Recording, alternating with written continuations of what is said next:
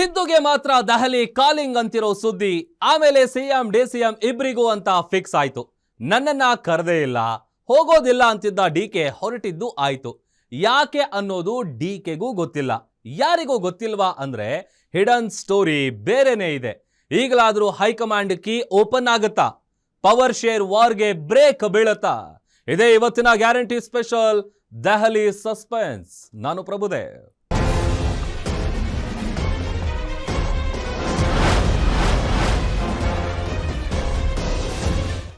ದೆಹಲಿ ಅಂದ್ರೇನೆ ಸಸ್ಪೆನ್ಸ್ ಅನ್ನೋ ಲೆವೆಲ್ಗೆ ಬಂದುಬಿಟ್ಟಿದೆ. ಗಾಸಿಪ್ ಎಲ್ಲ ಹಬ್ಬಸಬೇಡಿ ಅಂತಿರೋ ಲೀಡರ್ಸ್ ಎಲ್ಲ ಅದಕ್ಕೆ ತಕ್ಕಂತೆ ಮಾಡ್ತಿಲ್ಲ. Something is going on. ಈ ಬಾರಿ ದೆಹಲಿ ಹೈಕಮಾಂಡ್ ಏನೋ ಒಂದು ಡಿಸೈಡ್ ಮಾಡುತ್ತೆ ಅನ್ನೋದಂತೂ ಖರೆ. ಅದೇನು ಅನ್ನೋದೇ ಸಸ್ಪೆನ್ಸು. ಸಿದ್ದುಗೆ ಮಾತ್ರ Delhi calling. I am invited to Delhi. Speculations are always there. Please do not speculate. I quash all other speculation. ಯಾಕೆ ಅನ್ನೋದು ಡಿಕೆಗೂ ಗೊತ್ತಿಲ್ಲ, ಯಾರಿಗೂ ಗೊತ್ತಿಲ್ವಾ? I don't know about it. I don't want to comment on it. ಅಲ್ಲಿಗೆ ಮುಗೀತದೆ ಅಂತ ಅವ್ರ ಬಾಯಲ್ಲೇ ಬಂದಿದೆ. ಅದು ದೇವರ ನುಡಿಸಿರೋದು. ಓಪನ್ ಆಗುತ್ತಾ ಹೈಕಮಾಂಡ್ ಕೀ? ಪವರ್ ಶೇರ್ ವಾರ್ಗೆ ಬೀಳುತ್ತಾ ಬ್ರೇಕು? ಅಲ್ಲ, ಫಸ್ಟ್ ಅದು ಓಪನ್ ಆಗ್ಬೇಕಲ್ಲ, ಎದಕ್ಕೆ ಕರೆದಾರೋ ಗೊತ್ತಾಗಬೇಕಲ್ಲ. ಸಿದ್ದರಾಮಯ್ಯ ಸರ್ಕಾರಕ್ಕೆ 2.5 ವರ್ಷ ತುಂಬಿದ ಟೈಮ್ನಲ್ಲಿ ರೋಚಕ ಘಟ್ಟಕ್ಕೆ ತಲುಪಿದ ಪವರ್ ಶೇರಿಂಗ್ ಗುದ್ದಾಟ ಕ್ಲೈಮ್ಯಾಕ್ಸ್ ಹಂತಕ್ಕೆ ಬರಲೇ ಇಲ್ಲ. ಮೀಟಿಂಗುಗಳ ಮೇಲೆ ಮೀಟಿಂಗು, ದೆಹಲಿ ಟೂರ್, ಸಚಿವರುಗಳ ಬ್ರೇಕ್ಫಾಸ್ಟ್, ಲಂಚ್, ಡಿನ್ನರ್ ಮೀಟಿಂಗು, ಕೆಲವು ಶಾಸಕರ ಓಪನ್ ಸ್ಟೇಟ್ಮೆಂಟ್, ಹೀಗೆಲ್ಲ ಆಗಿ ಕೊನೆಗೆ ಕೂಲ್ ಆಗಿತ್ತು. 2 ವರ್ಷ ತುಂಬಿದಾಗ ಶುರುವಾದ ಹಗ್ಗ ಜಗ್ಗಾಟ ಈಗ 3ನೇ ವರ್ಷ ತುಂಬಿದ ಮೇಲೆ ಮತ್ತೆ ಸ್ಟಾರ್ಟ್ ಆಯ್ತಾ?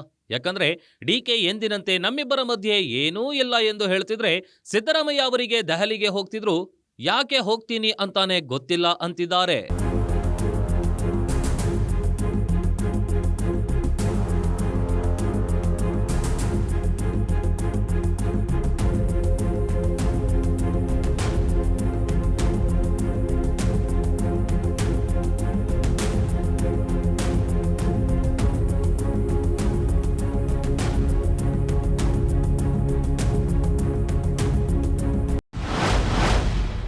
ಸಿದ್ದುಗೆ ಫೋನ್ ಬಂದಿದ್ದೆ ನಾಯಕರ ಸಭೆಯಲ್ಲಿ.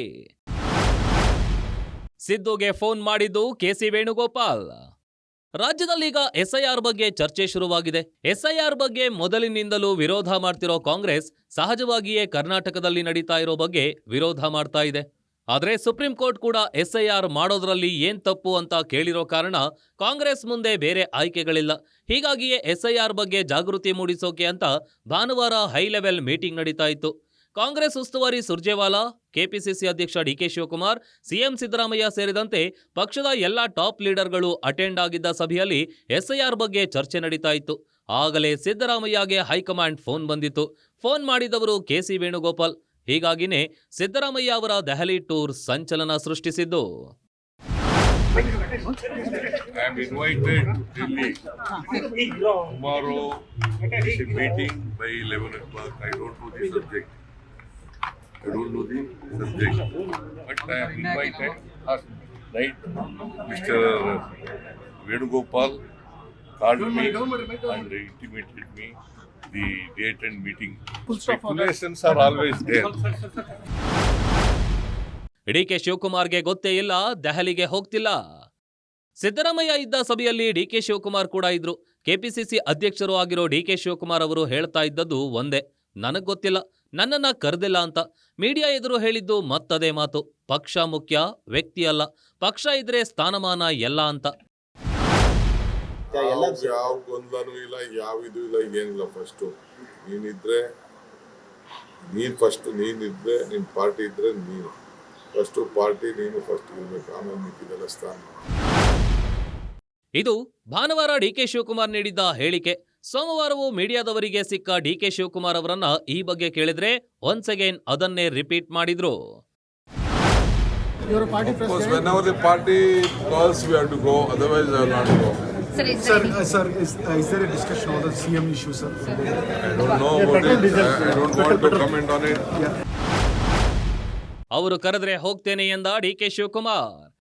ಡಿಕೆ ಶಿವಕುಮಾರ್ ಹಾಗೆಲ್ಲ ಗುಟ್ಟು ಬಿಟ್ಟು ಕೊಡಲ್ಲ. ಅವರನ್ನ ದೆಹಲಿಗೆ ಕರೆದಿದ್ದಾರೆ, ಅವರು ಹೋಗ್ತಿದ್ದಾರೆ. ನನ್ನನ್ನ ಕರೆದಿಲ್ಲ, ನಾನು ಹೋಗ್ತಿಲ್ಲ. ಅವ್ರೇನಾದ್ರೂ ಕರೆದ್ರೆ ಹೋಗ್ತೀನಿ ಅಂದ್ರು.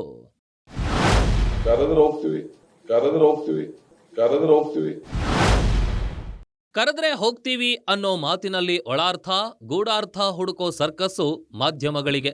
ಆದ್ರೆ ದೆಹಲಿ ಮೀಟಿಂಗ್ನಲ್ಲಿ ಸಿಎಂ ಪವರ್ ಶೇರಿಂಗ್ ವಿಷಯ ಚರ್ಚೆಗೆ ಬರೋದಿಲ್ವಂತೆ. Although you're going to ask the question again, but I can tell you, Rajya Sabha elections have been notified. Council elections will be happening thereafter. Party continues to have consultations. So please do not speculate. I quash all other speculation. Siddaramaiah ಹೇಳಿದ್ದನ್ನೇ repeat ಮಾಡಿದ ಸುರ್ಜೇವಾಲಾ, ನಿಮ್ಮ ಊಹಾಪೋಹಗಳು ಮಾತ್ರ, ಸತ್ಯ ಅಲ್ಲ.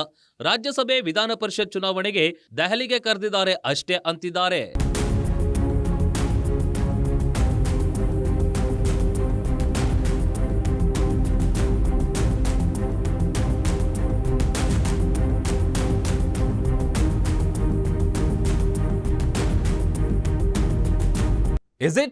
ಇದೇ ನಿಜಾನ ಅಂತ ಕೇಳಿದ್ರೆ ಅವರು ತಾನೇ ಏನ್ ಹೇಳ್ತಾರೆ ಅಲ್ವಾ? ಅವರು ಕೇವಲ ಮೆಸೆಂಜರ್ಸ್. ಅವರ ಸಂದೇಶವನ್ನ ಇವರಿಗೆ ತಲುಪಿಸ್ತಾರೆ, ಇವರು ಹೇಳಿದ್ದನ್ನ ಅವರಿಗೆ ಹೇಳ್ತಾರೆ, ದಟ್ಸ್ ಇಟ್.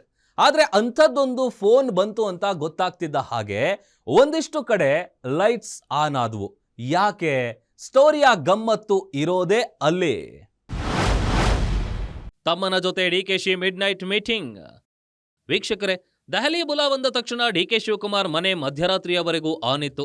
ಅಲ್ಲಿ ಡಿಕೆ ಸುರೇಶ್ ಜೊತೆ ಡಿಕೆ ಶಿವಕುಮಾರ್ ಸುಮಾರು 2 ಗಂಟೆಗಳ ಕಾಲ ಮೀಟಿಂಗ್ ಮಾಡಿದ್ದಾರೆ. ಯಾಕೆ? ಅದು ಅವರಿಬ್ಬರಿಗೆ ಮಾತ್ರ ಗೊತ್ತು. ರಾತ್ರಿ 12:30ವರೆಗೆ ಇಬ್ಬರು ಕ್ಲೋಸ್ ಡೋರ್ ಮೀಟಿಂಗ್ ಮಾಡಿದ್ದಾರೆ. ಯಾಕೆ? ಅದನ್ನ ಇಬ್ಬರು ಹೇಳಲ್ಲ.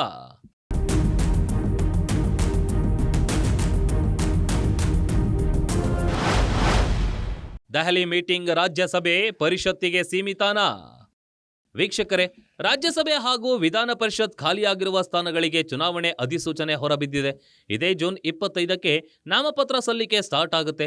ಹಾಗೆ ಖಾಲಿಯಾಗ್ತಿರುವ ಸದಸ್ಯರ ಪೈಕಿ ಮಲ್ಲಿಕಾರ್ಜುನ ಖರ್ಗೆ ಅವರು ಇದ್ದಾರೆ. ಖರ್ಗೆ ಅವರನ್ನ ಮತ್ತೆ ರಾಜ್ಯಸಭೆಗೆ ಆಯ್ಕೆ ಮಾಡೋಕೆ ದೆಹಲಿಗೆ ಕರೆದು ಮೀಟಿಂಗ್ ಮಾಡ್ತಾರಾ?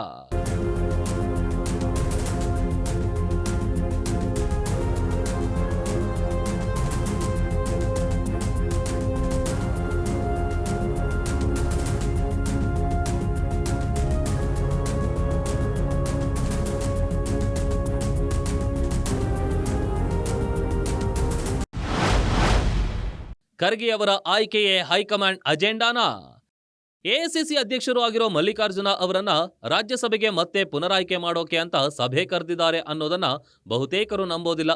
ಆ ವಿಷಯಕ್ಕೆ ಕೇಳಿದ್ರೆ ನೋ ಎನ್ನುವ ಒಬ್ಬರು ಕರ್ನಾಟಕ ಕಾಂಗ್ರೆಸ್ಸಿನಲ್ಲಿ ಇಲ್ಲ. ಹೀಗಿರುವಾಗ ಅದಕ್ಕೋಸ್ಕರ ರಾಹುಲ್ ಗಾಂಧಿ ಸಭೆ ಕರೆದಿದ್ದಾರೆ ಅನ್ನೋದರ ಬಗ್ಗೆ ಗೊಂದಲ ಇದೆ.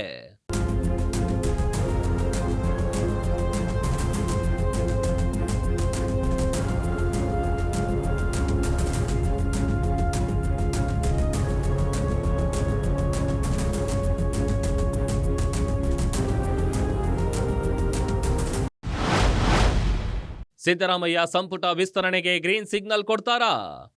ಇನ್ನು ಅವರ 2 ವರ್ಷ ತುಂಬಿದ ದಿನದಿಂದ ಸಂಪುಟ ವಿಸ್ತರಣೆಗೆ ಪರ್ಮಿಷನ್ ಕೇಳ್ತಾನೆ ಇದ್ದಾರೆ. 2 ವರ್ಷ ಪೂರೈಸುವ ಮೊದಲೇ ಶುರುವಾದ ಡಿಮ್ಯಾಂಡು ಒಂದಿಡೀ ವರ್ಷ ಚರ್ಚೆಯಾಗಿದೆ. ಆದರೆ ಅದಕ್ಕೆ ಒಂದು ಕ್ಲೈಮ್ಯಾಕ್ಸ್ ಸಿಕ್ಕಿಲ್ಲ.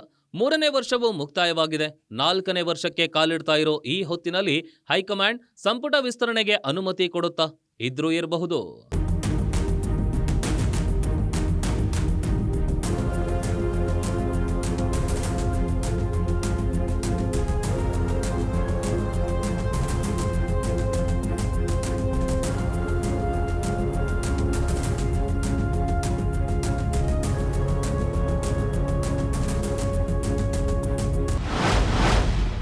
ಸಂಪುಟ ವಿಸ್ತರಣೆಗೆ ಗ್ರೀನ್ ಸಿಗ್ನಲ್ ಸಿಕ್ಕರೆ ಡಿಕೆಗೆ ಪಟ್ಟ ಗಗನ ಕುಸುಮ. ಅಕಸ್ಮಾತ್ ಸಿದ್ದರಾಮಯ್ಯ ಅವರ ನೇತೃತ್ವದಲ್ಲೇ ಸಂಪುಟ ವಿಸ್ತರಣೆಗೇನಾದ್ರೂ ರಾಹುಲ್ ಗಾಂಧಿ ಎಸ್ ಅಂದುಬಿಟ್ರೆ ಅಲ್ಲಿಗೆ ಡಿಕೆ ಶಿವಕುಮಾರ್ ಅವರ ಕನಸಿನ ಪಟ್ಟಕ್ಕೆ ಇನ್ನಷ್ಟು ಕಾಯಬೇಕಾಗಿ ಬರಬಹುದು. ಅದು ಕೊಡುವ ಮೆಸೇಜ್ ಬೇರೆಯೇ ಇರುತ್ತೆ. ಸಿದ್ದರಾಮಯ್ಯ ಅವರೇ ಸಿಎಂ ಆಗಿ ಕಂಟಿನ್ಯೂ ಆಗ್ತಾರೆ.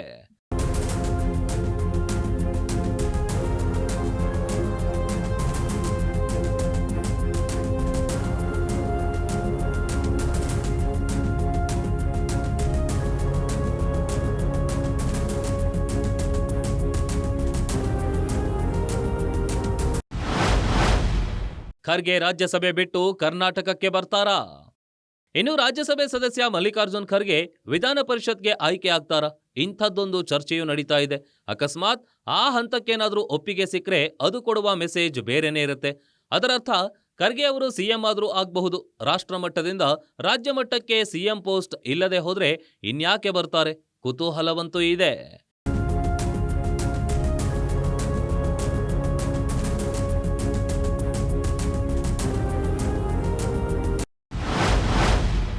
ಡಿಕೆ ಶಿವಕುಮಾರ್ ಕೂಡ ದೆಹಲಿಗೆ ರೆಡಿ. ಕೆಲವು ಸತ್ತಾದವ್ರು ಹೋಗ್ಬೇಕಾಗ್ತದೆ. ಹೋಗ್ತಾ ಇದ್ದೀನಿ. ಕೆಲವು ಸತ್ತಾದವ್ರು ಹೋಗ್ಬೇಕಾಗ್ತದೆ. ಹೋಗ್ತಾ ಇದ್ದೀನಿ. ಈಗ ಕಾಡ್ತಿರೋ ಪ್ರಶ್ನೆ, ತಮ್ಮನ್ನ ಕರೆದೇ ಇಲ್ಲ, ತಾವು ಹೋಗ್ತಾ ಇಲ್ಲ ಎಂದಿದ್ದ ಡಿಕೆ ಇದ್ದಕ್ಕಿದ್ದಂತೆ ದೆಹಲಿ ಫ್ಲೈಟ್ ಹತ್ತುತ್ತಾ ಇರೋದು ಯಾಕೆ?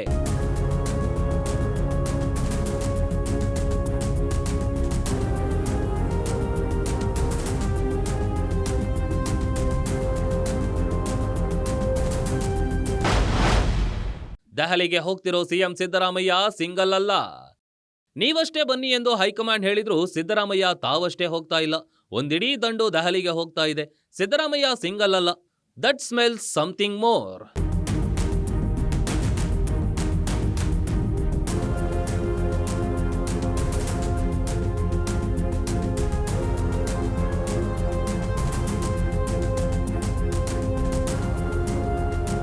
ಅಶೋಕ್ ಪ್ರಕಾರ ಏನೂ ಆಗಲ್ಲ. ಕುಮಾರಸ್ವಾಮಿ ಪ್ರಕಾರ ಎಂಡ್ ಗೇಮ್ ಶುರುವಾಗಿದೆ.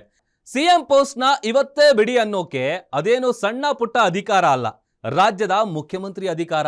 ಹೀಗಾಗಿ ಅವರು ಈಸಿಯಾಗಿ ಬಿಟ್ಕೊಡೋದಿಲ್ಲ. ಡಿಕೆ ಶಿವಕುಮಾರ್ ಹೋದ್ರೆ ಹೋಗ್ಲಿ ಅಂತ ಸುಮ್ಮನೆ ಅಂತೂ ಇರಲ್ಲ. ಹಾಗಾದ್ರೆ ಇವರಿಬ್ಬರನ್ನು ಸಮಾಧಾನ ಮಾಡೋಕೆ ಹೈಕಮಾಂಡ್ ಮಹಾಸೂತ್ರ ಏನಿರಬಹುದು?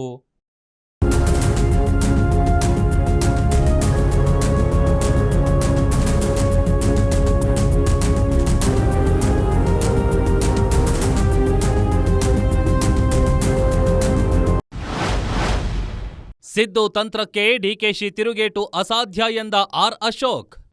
ಸಿದ್ದರಾಮಯ್ಯ ದೆಹಲಿಗೆ ಒಬ್ಬರೇ ಹೋಗ್ತಿಲ್ಲ, ಅವರ ಜೊತೆ ಒಂದಿಡೀ ಟೀಮ್ ಹೋಗ್ತಾ ಇದೆ. ಆದ್ರೆ ಇದು ತಂತ್ರಗಾರಿಕೆ ಅಂತಿರೋ ಆರ್ ಅಶೋಕ್ ಸಿದ್ದರಾಮಯ್ಯ ಎದುರು ಗೆಲ್ಲೋದು ಅಷ್ಟು ಸುಲಭ ಇಲ್ಲ ಅಂತಾರೆ. ಸಿದ್ದರಾಮಯ್ಯನವರು ಕರೆದಿರೋದು ಸಿದ್ದರಾಮಯ್ಯನವರು ಒಬ್ಬರನ್ನೇ. ಆದರೆ ತಂತ್ರಗಾರಿಕೆ ಇರ್ತಕ್ಕಂಥ ಸಿದ್ದರಾಮಯ್ಯ ಒಬ್ಬರೇ ಹೋಗ್ತಾ ಇಲ್ಲ. ಅವರ ಪಟಾಲಂ ಜಾರ್ಜ್ ಅವರು, ಪರಮೇಶ್ವರ್ ಅವರು, ಮಾದೇವಪ್ಪ, ಆಮೇಲೆ ಜಾರಕಿಹೊಳಿ, ಬೈರತಿ ಪರ್ಮನೆಂಟ್ಗೆ ಹಾಕಿ, ಪರ್ಮನೆಂಟು, ಇವರೆಲ್ಲ ಗ್ಯಾಂಗ್ ಮಾಡ್ಕೊಂಡು ಹೋಗ್ತಾ ಇದ್ದಾರೆ. ಪಾಪ ಅದೇನೋ ಡಿ ಕೆ ಶಿವಕುಮಾರ್ ಇವತ್ತು ಹೇಳಿದ್ರಂತೆ, ನಾನೇನೋ ಬೆವರು ಸುರಿಸಿ ಕಾಂಗ್ರೆಸ್ ಪಾರ್ಟಿಯನ್ನ ಅಧಿಕಾರಕ್ಕೆ ತಂದೆ, ಅದಕ್ಕೆ ಬೆವರು ಸುರಿಸಿದ್ಕೆ ನಿನ್ನ ಕೈಗೆ ಚಿಪ್ ಕೊಟ್ಟಿರೋದು. ಅವ್ ಭವಿಷ್ಯ ನುಡಿದಿದ್ದಂತೆ ಮನುಷ್ಯ. 136 ಸೀಟು ಬಂದೇ ಬರ್ತೈತೆ ಅಂತ ಭವಿಷ್ಯ ನುಡಿದ್ಬಿಟ್ಟಿದ್ದಂತೆ. ಅರೆ, ಹಳೆಯದನ್ಯಾಕೆ ಈಗ ಹೇಳ್ತಿದ್ದಾರೆ ಅಂತೀರಾ ವೀಕ್ಷಕರೇ? ಅದನ್ನ ಡಿಕೆ ಶಿವಕುಮಾರ್ ಮತ್ತೆ ರಿಪೀಟ್ ಮಾಡಿದ್ದಾರೆ. 2028ಕ್ಕೆ ನಾವೇ ಬರ್ತೀವಿ ಅಂತಾನೂ ಹೇಳಿದ್ದಾರೆ. ನಾನೇನ್ ಹೇಳಿದ್ದೆ, ಬರ್ಕೊಳ್ರೆ 136 ಅಂತ ಹೇಳಿದ್ವಿ. ಈಗೂ ಹೇಳ್ತಾ ಇದೀನಿ, ನೀವು ಬರ್ಕೊಳ್ಳಿ. 28ಕ್ಕೆ ಇದೇ ಡಿ ಕೆ ಶಿವಕುಮಾರ್ ಕಾಂಗ್ರೆಸ್ ಸರ್ಕಾರ ಇಲ್ಲಿರ್ತದೆ. ಈಗೂ ಹೇಳ್ತಾ ಇದೀನಿ, ನೀವು ಬರ್ಕೊಳ್ಳಿ. 28ಕ್ಕೆ ಇದೇ ಡಿ ಕೆ ಶಿವಕುಮಾರ್ ಕಾಂಗ್ರೆಸ್ ಸರ್ಕಾರ ಇಲ್ಲಿರ್ತದೆ. ಡಿಕೆ ಭವಿಷ್ಯವಾಣಿಯನ್ನು ಲೇವಡಿ ಮಾಡಿದ ಅಶೋಕ್, ಸ್ವತಃ ನಿನ್ನ ಭವಿಷ್ಯನೇ ನುಡಿಯಕ್ಕಾಗಲ್ಲ ನೀನು, ಇನ್ನು ರಾಜ್ಯದ ಭವಿಷ್ಯ ನುಡಿಯಕ್ಕೆ ನಂಬ್ತಾರೆ ಯಾರಾದ್ರು? ನಿನ್ನ ಭವಿಷ್ಯನೇ ನಿನ್ನ ನುಡಿಯಕ್ಕಾಗ್ತಾ ಇಲ್ಲ. ಹೇಳ್ತಾನೆ ಇದ್ದೀಯ ನವೆಂಬರಿಂದ, ನಾಳೆ ತಗೊಂತೀನಿ, ನಾಡ್ ತಗೊಂತೀನಿ, ಫ್ಲೆಕ್ಸ್ ರೆಡಿ ಮಾಡ್ಕೊಳ್ರಿ, ಬ್ಯಾನರ್ ರೆಡಿ ಮಾಡ್ಕೊಳ್ಳಿ. ಬಂದೇ ಬಿಡ್ತು. ಕಾಲ ತೀರ್ಮಾನ ಮಾಡ್ತೈತೆ, ಅಜ್ಜಯ್ಯ ತೀರ್ಮಾನ ಮಾಡ್ತಾನೆ, ತಿರುಪತಿ ವೆಂಕಟರಮಣ ತೀರ್ಮಾನ ಮಾಡ್ತಾನೆ. ಆಮೇಲೆ ಏನು ಕೊಟ್ಟಿಲ್ಲ ಅಂದ್ರೆ ಒದ್ಬಿಟ್ಟು ಕಿತ್ಕೊಂತೀನಿ ಅಂತ ಅವ್ರೆ. ಒದ್ದು ಕಿತ್ಕೊಂಡಿಲ್ಲ. ಯಾ ಅಜ್ಜಯ್ಯನೂ ಇನ್ನು ವರ ಕೊಟ್ಟಿಲ್ಲ, ತಿರುಪತಿ ವೆಂಕಟರಮಣ ಸ್ವಾಮಿ ಅಂತೂ ಗೋವಿಂದ ಅಂದ್ಬಿಟ್ಟವ್ರು. ಅಶೋಕ್ ಅವರಷ್ಟೇ ಅಲ್ಲ, ಕುಮಾರಸ್ವಾಮಿ ಪ್ರಕಾರವೂ ಟೈಮ್ ಮುಗೀತಾ ಬಂದಿದ್ಯಂತೆ. ಅದೆಂತದೋ ಸಾಕ್ಷಿ ಗುಡ್ಡೆ ಬಿಟ್ಬಿಟ್ಟು ಹೋಯ್ತೀವಿ ಅಂದವ್ರೆ. ಸಾಕ್ಷಿ ಗುಡ್ಡೆನ ರೆಡಿ ಮಾಡಿ ಬಿಟ್ಟು ಹೋಯ್ತೀವಿ ಅಂದರೆ ಹೋಗಕ್ಕೆ ತಯಾರಾಗೋರ ಗಂಟು ಮುಟ್ಟ ಕಟ್ಕೊಂಡು ಹೋಗಕ್ಕೆ ತಯಾರಾಗಿದ್ದೀನಿ ಅಂತ ಅಲ್ವಾ ನೆನ್ನೆ ಹೇಳಿರೋದು. ಅಲ್ಲಿಗೆ ಮುಗೀತದೆ ಅಂತ ಅವ್ರ ಬಾಯಲ್ಲೇ ಬಂದಿದೆ, ಅವರು ದೇವರ ನುಡಿಸಿರೋದು. ಆದ್ರೆ ಸತೀಶ್ ಜಾರಕಿಹೊಳಿ ಹೇಳೋದೇ ಬೇರೆ. ಹೈಕಮಾಂಡ್ ಈ ಬಾರಿ ಗೊಂದಲ ಕ್ಲಿಯರ್ ಮಾಡುತ್ತೆ ಅನ್ನೋದು ಅವರ ಕಾನ್ಫಿಡೆನ್ಸು.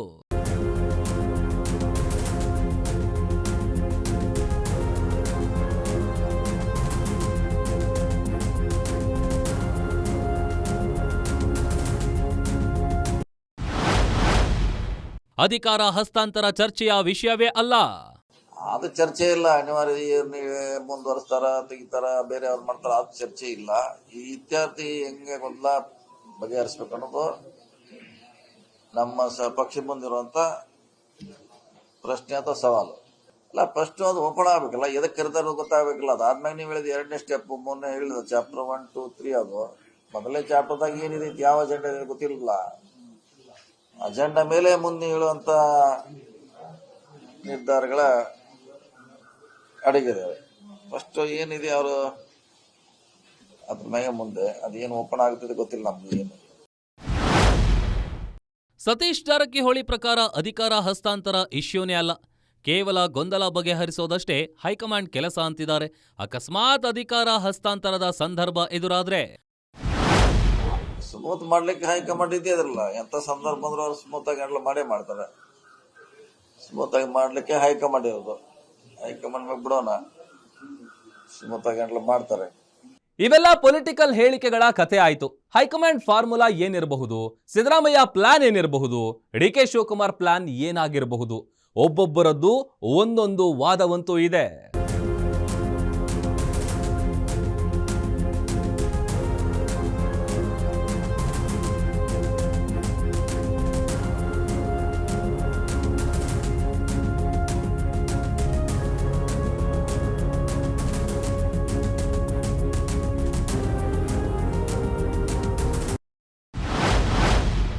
ಕುರ್ಚಿ ಕ್ಲೈಮ್ಯಾಕ್ಸ್ ಇತ್ಯರ್ಥಕ್ಕೆ ಹೈಕಮಾಂಡ್ ಮಹಾಸೂತ್ರ.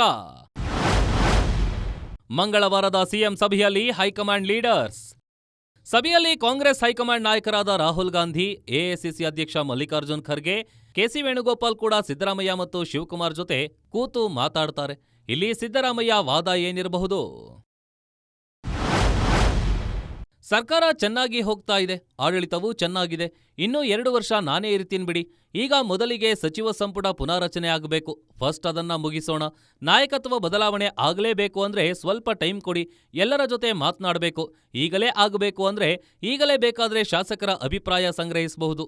ಅದೂ ಆಗದೇ ಇದ್ದಲ್ಲಿ ಹಿರಿಯ ನಾಯಕ ಡಾಕ್ಟರ್ ಜಿ ಪರಮೇಶ್ವರ್ ಅವರು ಸಿಎಂ ಸ್ಥಾನಕ್ಕೆ ಸೂಕ್ತ ವ್ಯಕ್ತಿ ಎನ್ನುವುದು ನನ್ನ ಅಭಿಪ್ರಾಯ.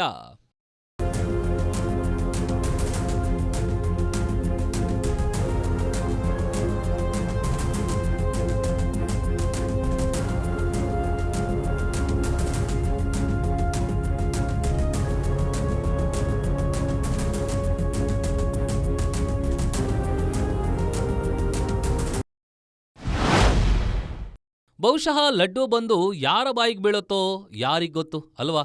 ಇಂಥದ್ದೊಂದು ಪ್ರಪೋಸಲ್ ರೆಡಿ ಇದೆ. ಇದಕ್ಕೆ ಡಿ.ಕೆ. ವಾದ ಏನಿರಬಹುದು? ಪಕ್ಷಕ್ಕಾಗಿ ನನ್ನ ದುಡಿಮೆ, ತ್ಯಾಗ ಎಲ್ಲವೂ ನಿಮಗೆ ಚೆನ್ನಾಗಿ ಗೊತ್ತಿದೆ. ಪ್ರತಿಫಲ ಕೊಡೋದಕ್ಕೆ ಇದು ಸೂಕ್ತ ಸಮಯ.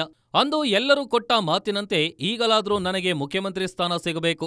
ಪಕ್ಷವನ್ನ ಅಧಿಕಾರಕ್ಕೆ ತರುವಲ್ಲಿ, ಸಿದ್ದರಾಮಯ್ಯ ಸಿಎಂ ಆಗುವಲ್ಲಿ ನನ್ನ ಪಾತ್ರವೂ ಇದೆ. ಉಳಿದಿರುವ 2 ವರ್ಷ ಅವಧಿಯಲ್ಲಿ ನಾನು ಉತ್ತಮ ಆಡಳಿತ ಕೊಡ್ತೇನೆ, ಅವಕಾಶ ಕೊಡಿ. 2028ರವರೆಗೆ ಯಾಕೆ ಕಾಯಬೇಕು? ಇದು ಸಿದ್ದರಾಮಯ್ಯ ಅವರ 2ನೇ ಅವಧಿ. ಎಲ್ಲಾ ಹುದ್ದೆ ಅಧಿಕಾರವನ್ನು ಅನುಭವಿಸಿದ್ದಾರೆ. ನಿಷ್ಠಾವಂತ ಕಾರ್ಯಕರ್ತನಾಗಿರೋ ನನಗೂ ಒಂದು ಅವಕಾಶ ಕೊಡಿ.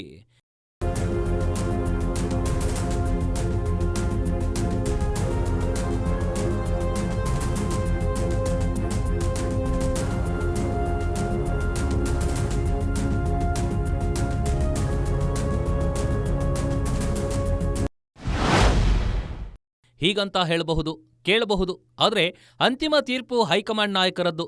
ಅವರ ಕಷ್ಟ ಅವರಿಗೆ, ಅವರ ಚಾಲೆಂಜ್ ಅವರಿಗೆ. ಹೈಕಮಾಂಡ್ ಎದುರು ಹೆಚ್ಚು ಆಯ್ಕೆಗಳಿಲ್ಲ.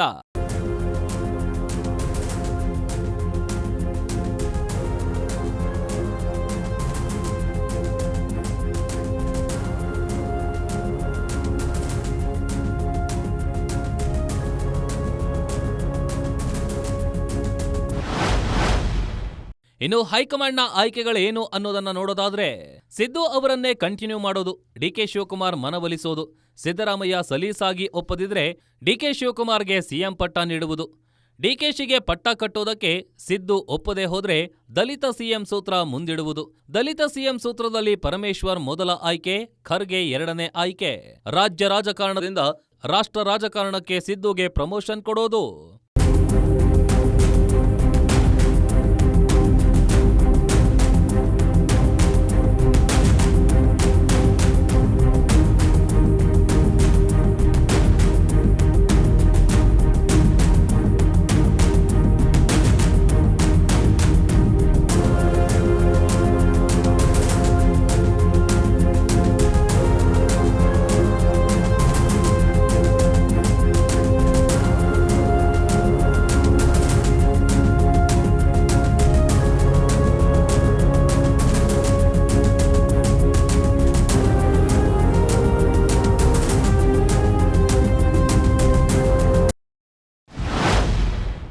ಹೀಗೆ ಕಾಂಗ್ರೆಸ್ ಹೈಕಮಾಂಡ್ 3-4 ಐಡಿಯಾ ಇಟ್ಕೊಂಡು ಮಾತುಕತೆಗೇನೋ ಕರೆದಿದೆ. ಇದನ್ನ ಜಾರಿಗೆ ತರೋದು ಅಷ್ಟು ಸುಲಭ ಇಲ್ಲ. ಒಂದೊಂದು ಆಯ್ಕೆಗೂ ಒಂದಲ್ಲ 10 ಸವಾಲುಗಳು. ಡಿಕೆ ಸುರೇಶ್ ರಾಜ್ಯಸಭೆಗೆ ಬರೋದಿಲ್ಲ ಎಂದು ಖುದ್ದು ಡಿಕೆ ಶಿವಕುಮಾರ್ ಹೇಳಿಯಾಗಿದೆ. ಇನ್ನೊಂದು ಪವರ್ ಕೊಡೋದಲ್ಲ, ಕೊಟ್ರೆ ಸಿಎಂ ಪೋಸ್ಟ್ ಅನ್ನೇ ಕೊಡಿ ಎಂದು ಕೇಳಿದ್ದೂ ಆಗಿದೆ.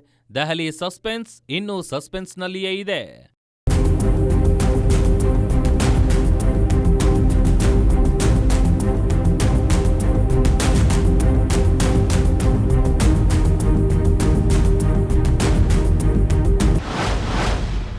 ಮಂಗಳವಾರದ ಮೀಟಿಂಗ್ ಶುಭ ಮಂಗಳ ಯಾರಿಗೆ?